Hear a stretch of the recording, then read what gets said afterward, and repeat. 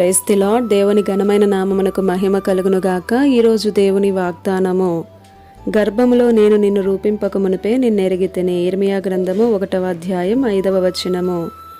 ఈ ఉదయకాల సమయంలో దేవుడు మనతో మాట్లాడుతున్న మాట, గర్భములో నేను నిన్ను రూపింపక మునిపే నిన్నెరిగితిని అని. గర్భము నుండి బయలుపడక ముందే నేను నిన్ను ప్రతిష్ఠించి తిని అని. కొన్నిసార్లు మనం అనుకుంటూ ఉంటాం కదా, దేవుడు నన్ను అసలు ఎరిగి ఉన్నాడా, దేవునికి నేను అసలు జ్ఞాపకమున్నానా అని మనం అనుకుంటాం. గర్భంలో ఏర్పడక ముందే, ఒక రూపులోనికి రాకముందే దేవుడు నిన్ను ఎరిగి ఉన్నాడు. జగత్తు పునాది వేయబడక ముందే, నువ్వు రక్షించబడక ముందే నీ గూర్చి దేవునికి తెలుసు.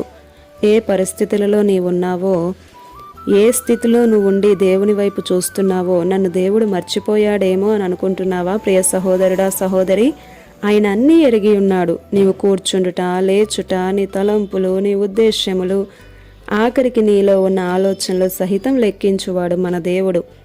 నీవు దేవుని సన్నిధిలో నమ్మకముగా, యథార్థముగా దేవునికి లోబడి జీవించినట్లయితే, ఆయన మీద ఆధారపడే బ్రతికే నీకు అన్నింటిలో జయాన్నిస్తాడు. ధైర్యంగా ఉండు. ఏ క్లిష్ట పరిస్థితి అయినా సరే జయించే కృపా జ్ఞానాన్ని ఆయన ఇస్తాడు.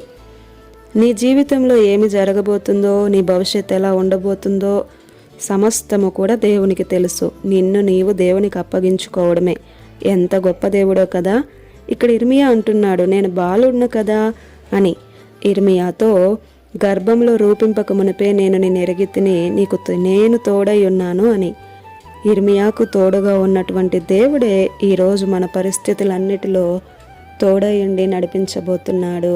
ఆమేన్. ఈ దిన వాగ్దానం మనందరి జీవితాలలో నెరవేరాలని కోరుతూ, దేవుని సువార్త పరిచర్యలో మీ సహోదరి Prasanna. God bless you. Amen.